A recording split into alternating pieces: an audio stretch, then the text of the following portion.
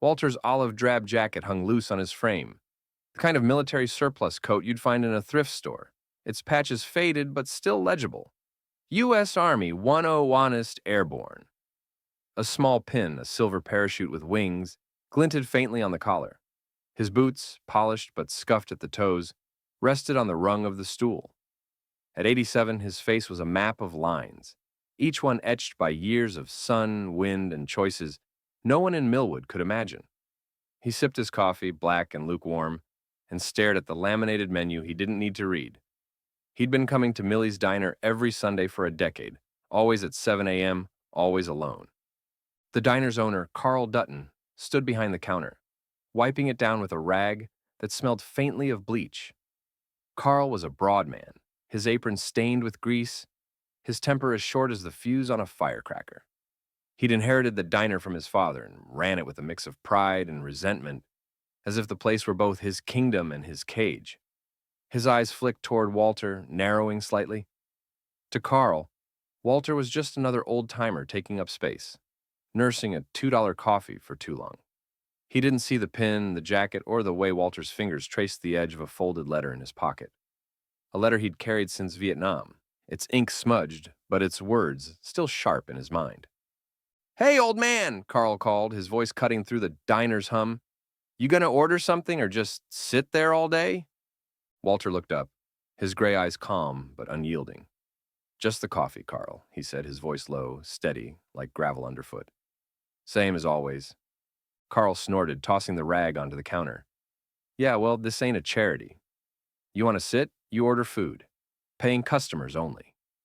His words carried an edge, not just of irritation, but of something meaner, something that made the waitress Jenny pause, mid-pour at the coffee pot. A few regulars glanced over, then looked away, unwilling to get involved. Walter didn't flinch. He reached into his pocket, pulled out a worn leather wallet, and placed 2 crumpled dollar bills on the counter. "That cover it?" he asked, his tone even. But there was a weight to it, a quiet challenge that Carl didn't catch. Carl swept the bills into his hand, muttering under his breath. "Barely. Don't make a habit of it." He turned away, dismissing Walter like he was nothing more than a nuisance. Jenny, a young woman with tired eyes and a kind smile, caught Walter's gaze and mouthed, "Sorry." Walter gave her a small nod, the kind that said he'd seen worse, endured worse. He slid off the stool, his movements deliberate, and headed for the door. The bell jingled as he stepped into the cool morning air, the letter still untouched in his pocket. Outside, the street was quiet, the kind of quiet that settles over a small town before the world fully wakes. Walter paused, adjusting his jacket against the chill. He didn't look back at the diner, didn't need to. He'd been invisible before, on buses and waiting rooms, at VA clinics, where clerks barely glanced at his ID. It wasn't new, this feeling of being erased, but it stung all the same. He started walking toward the park, where a small Veterans Day event was set to begin later that morning. His boots clicked softly on the sidewalk, each step a rhythm he'd learned long ago, marching through jungles and mud. Back in 1969, Walter Gaines had been 22, a paratrooper with the 1 Honest Airborne, dropped into the Ashau Valley under a sky thick with smoke. He'd been a kid from Ohio, all wiry muscle and quiet resolve, the kind of soldier who didn't talk much but never hesitated when the order came.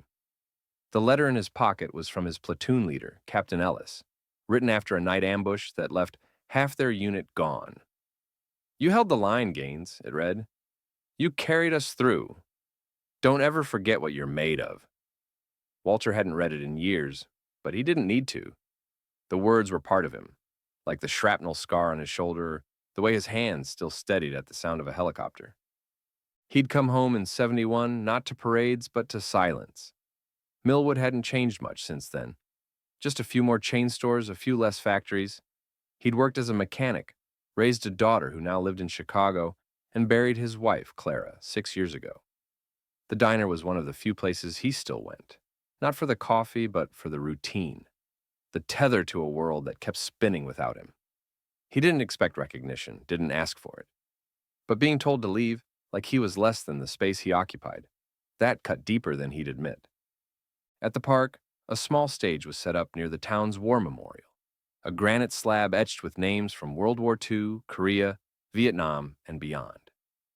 Volunteers were stringing bunting, red, white, and blue, while a high school band tuned their instruments, the notes sharp and uneven in the crisp air. Walter found his usual spot, a bench under an oak tree, its leaves a blaze of red and gold. He sat, his hands resting on his knees, and watched the preparations. The event was small, nothing like the big ceremonies in Columbus, but it mattered to him. It was a place where the past felt real, where the names on the stone weren't just letters carved in rock.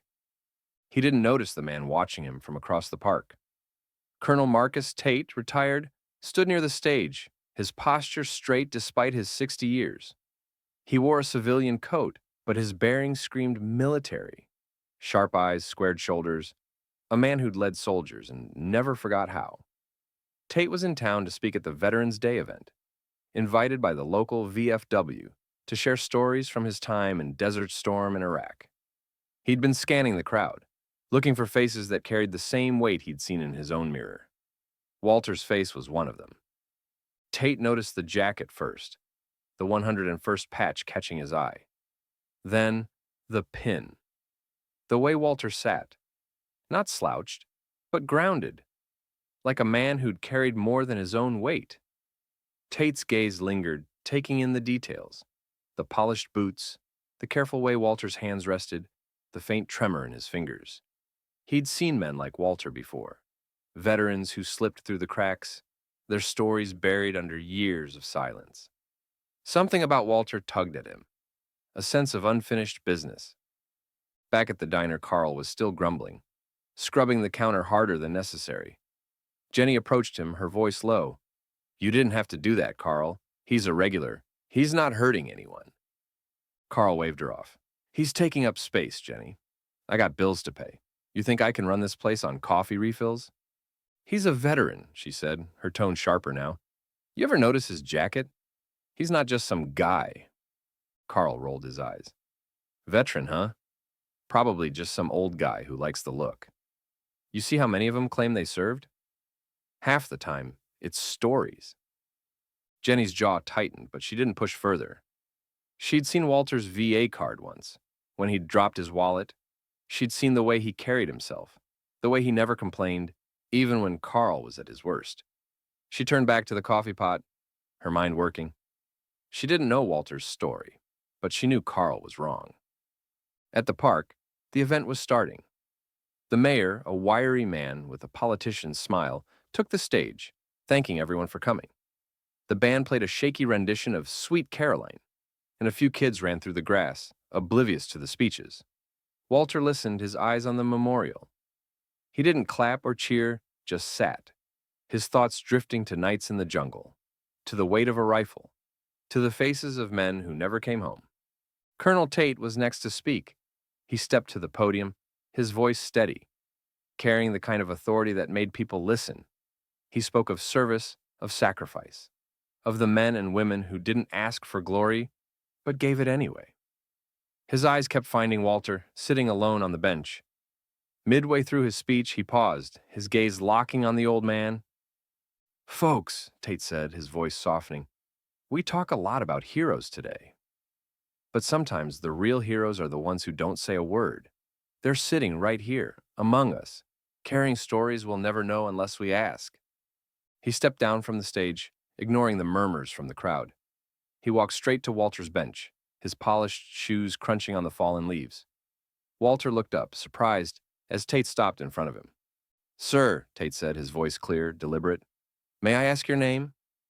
Walter blinked, caught off guard. "Walter Gaines," he said, his voice steady but quiet. Tate nodded, his eyes on the parachute pin. 101st Airborne? Walter's hand touched the pin, almost reflexively. "Yes, sir. Vietnam, 68 to 71. The crowd was watching now, the air still, except for the flag snapping above. Tate straightened, his hand rising in a crisp salute. "Thank you, Sergeant Gaines," he said, his voice carrying across the park, "for your service." Walter's breath caught. He hadn't been called sergeant in decades. Slowly he stood, his back straighter than it had been in years, and returned the salute. His hand didn't tremble now. The crowd was silent. Then a few clapped, the sound growing until it filled the park. Walter's eyes stayed on Tate, a flicker of something, pride maybe or relief, crossing his face. Tate turned to the crowd.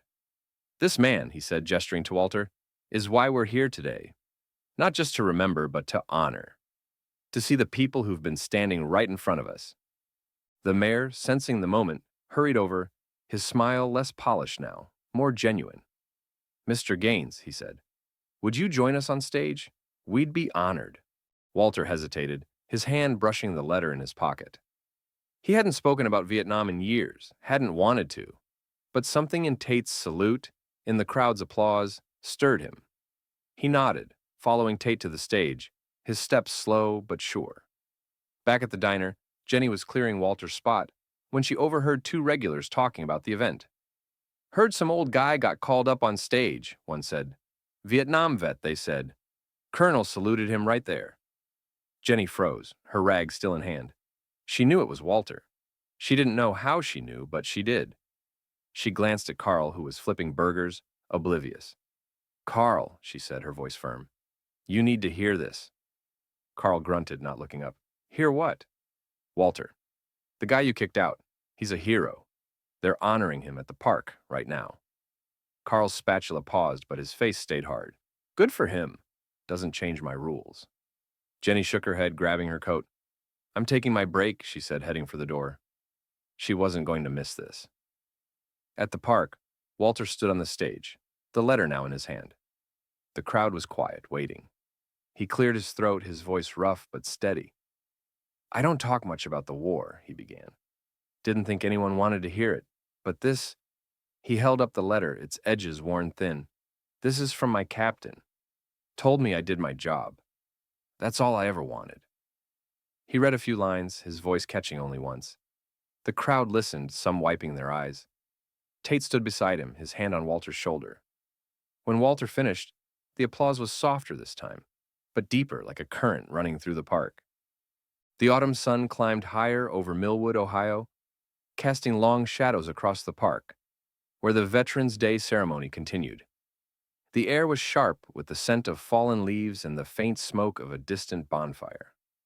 The granite war memorial gleamed under the light, its etched names a silent roll call of the town's sacrifices. Walter Gaines stood on the small stage, the folded letter from 1969 still in his hand, its weight heavier than its worn paper. The crowd's applause had faded, but their eyes remained on him, a mix of curiosity and reverence. For the first time in years, Walter felt seen, not just as the old man in the diner, but as the soldier he'd once been. Colonel Marcus Tate stood beside him, his presence steady, grounding. The retired officer's salute had shifted something in the air, a ripple that moved through the crowd and beyond the park. Walter's brief words about the letter, about his captain's praise, had stirred memories in the older faces and questions in the younger ones. He stepped back, his boots scuffing the wooden stage, and nodded to Tate, who took the podium again. "Ladies and gentlemen," Tate said, his voice carrying the quiet command of a man who'd led in battle, "Sergeant Gaines reminds us why we gather here. Not for speeches or flags, but for people.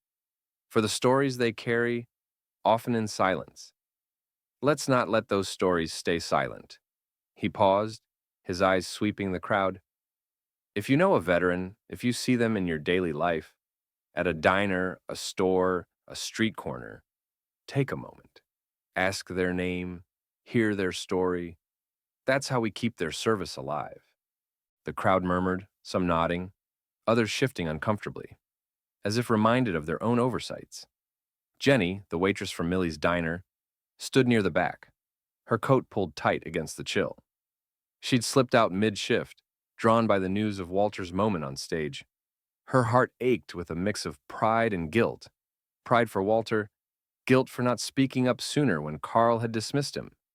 She glanced toward the diner, half expecting to see Carl's scowl through the window, but the street was empty. Walter stepped down from the stage, his movements careful but sure. A few people approached him, offering handshakes and quiet words. An older woman, her hair pinned neatly under a scarf, pressed his hand and whispered, My brother was in Vietnam. Thank you. A teenager in a high school band uniform stared at Walter's parachute pin, wide-eyed, as if seeing history come alive. Walter nodded to each, his responses brief but kind, his gray eyes betraying a flicker of surprise at the attention. Tate followed him, clapping a hand on his shoulder. Sergeant, you mind if I walk with you a bit? He asked, his tone light but respectful. Walter hesitated, then nodded. Not at all, sir.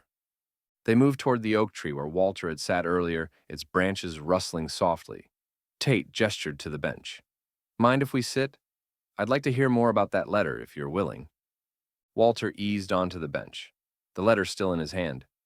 He hadn't planned to share more, hadn't wanted to dig into the past, but Tate's salute, the crowd's response, it had cracked something open, like a door he'd kept locked for decades. He unfolded the letter, its creases soft from years of handling, and handed it to Tate. Captain Ellis wrote this after a show, Walter said, his voice low. We got ambushed, lost half our platoon.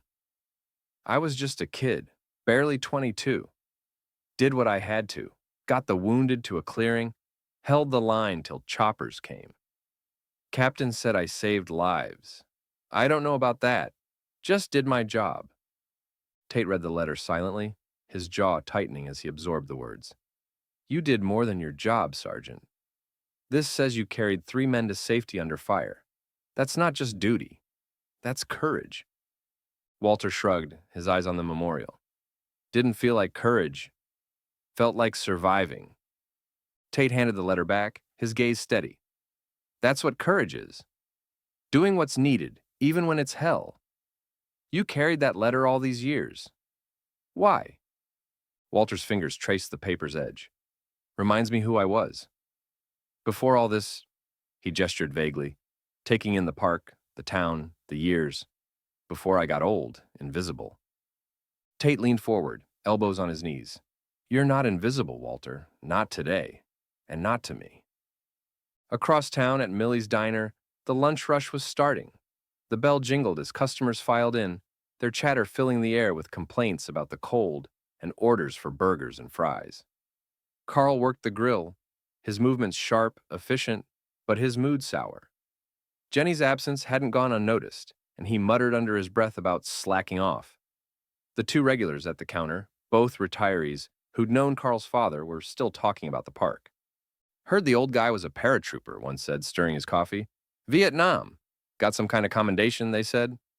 The other nodded, chewing on a toothpick. Yeah, Colonel Tate called him out special. Made the mayor look like a fool, scrambling to catch up. Carl snorted, flipping a burger. Big deal. Lots of folks claim they're heroes. Probably just likes the attention. The first regular, a man named Ed, with a voice like gravel, fixed Carl with a hard look. You weren't there, Carl. I was. That man's the real deal. You'd know if you paid attention. Carl's spatula paused, but he didn't respond. He didn't like being called out, especially not in his own diner. He turned back to the grill, his jaw tight, but Ed's words lingered, needling him. Jenny slipped back in, her cheeks flushed from the cold. She tied her apron and started refilling coffee cups, her mind still on Walter. She'd seen the way the crowd looked at him, the way Tate's salute had changed the air. She wanted to tell Carl, to make him see what he'd missed. But she knew better than to push him now. Instead, she caught Ed's eye and gave him a small nod, a silent agreement that Walter deserved better. Back at the park, the ceremony was winding down.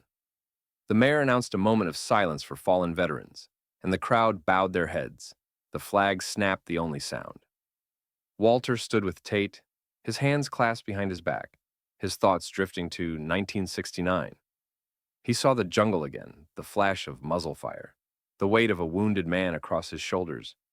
He saw Captain Ellis, his face grim but steady, writing the letter by lantern light.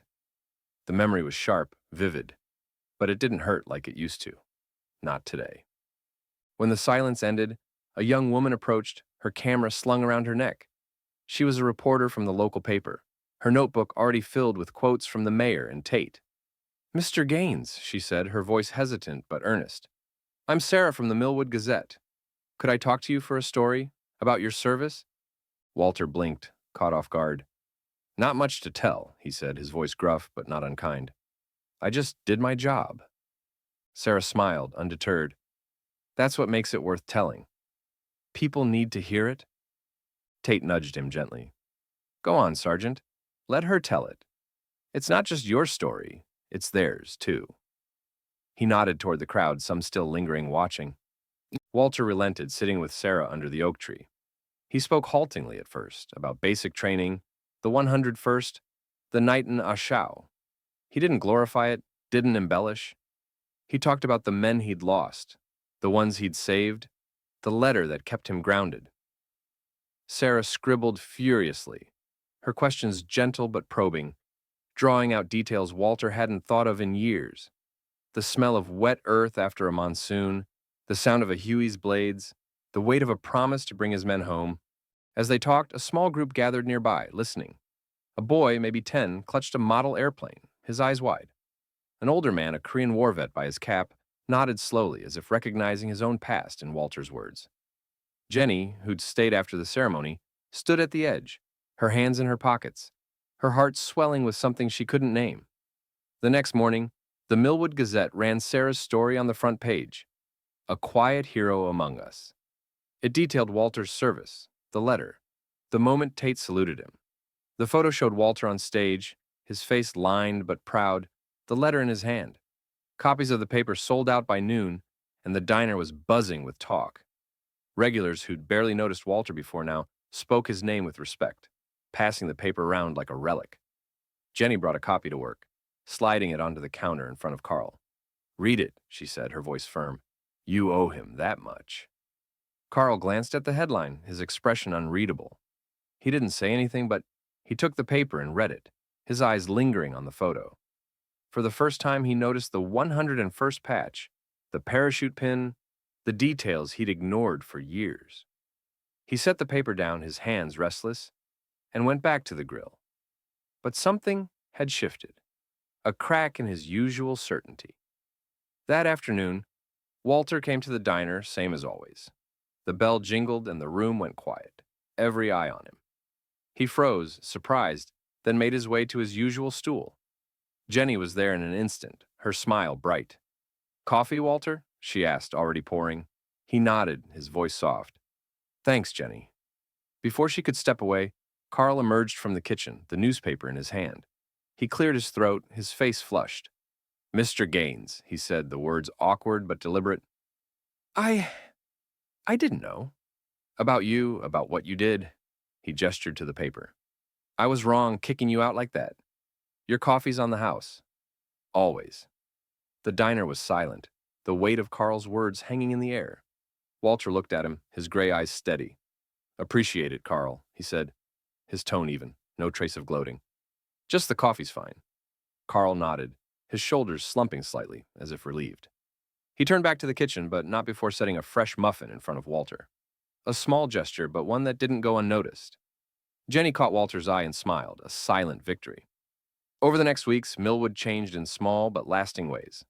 The VFW started a monthly breakfast for veterans, named after Walter, where he'd sit quietly, listening to younger soldiers share their stories. The mayor dedicated a plaque at the park, etched with the words, For the Quiet Heroes, inspired by Walter's moment. Sarah's article spread online, shared by families across Ohio, sparking conversations about the veterans in their own towns. Walter still came to the diner every Sunday, his jacket and pin unchanged. But now, regulars greeted him by name, and Carl always made sure his coffee was hot. Jenny started a jar by the counter, labeled Veterans Fund, where tips went to local VA programs. Walter never said much, but his quiet smile spoke volumes. One morning, as he sat with his coffee, a young boy, the one with the model airplane from the park, slid onto the stool beside him. Mr. Gaines, the boy said, shy but determined, can you tell me about the paratroopers? Walter looked at him, then at the letter in his pocket, its words still true. He nodded, his voice soft. Sure, kid. Let's start with the jump. This is end of Walter's story, a testament to the power of recognition and the ripple effects of compassion. Hoffman's stories invites you to look closer, to see the heroes in your own community and to honor them with a word, a gesture, a moment. Who will you notice today? Subscribe to follow more stories of quiet courage and the small acts that change lives.